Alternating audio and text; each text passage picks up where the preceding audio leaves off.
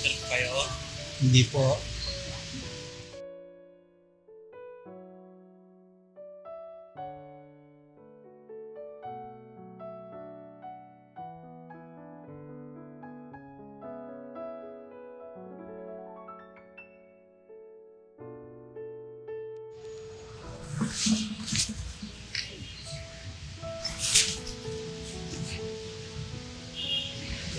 Tay, sa inyo po yan?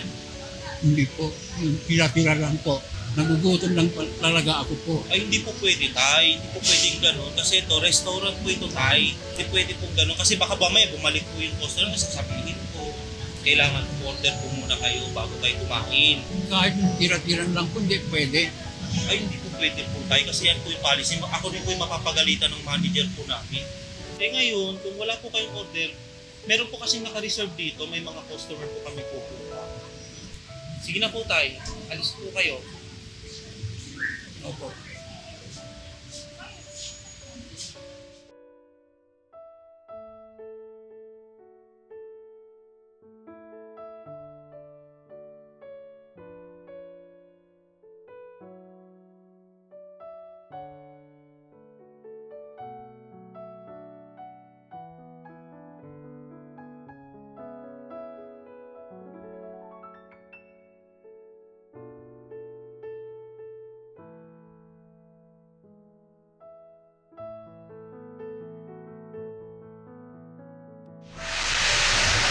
Ano mo yan?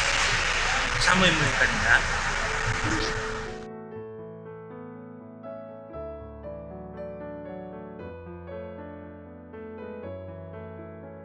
Kain ka lang dito? Dito ka naman kain?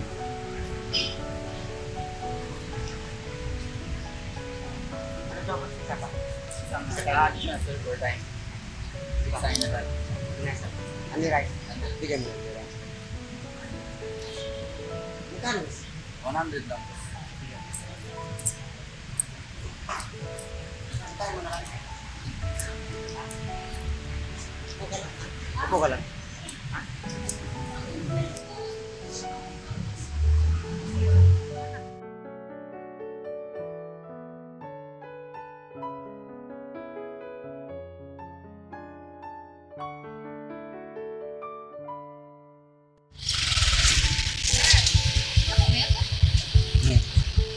Okay na. Okay?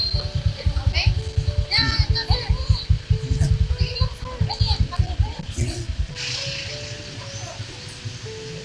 Yan. Di kaya lang. Okay lang to. Nakakaya naman sa inyo. Sabay na kung kumain ka kanina, hindi? Akala ko pagkain mo kanina. Hindi. Kwan yun, sobrang yun ang pagkain ng babae. Mag-order lang tayo. Ilang order kami.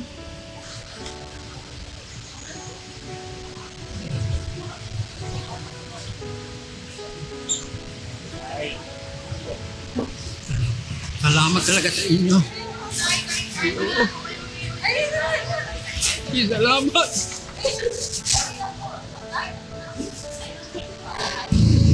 Salamat talaga. Salamat talaga.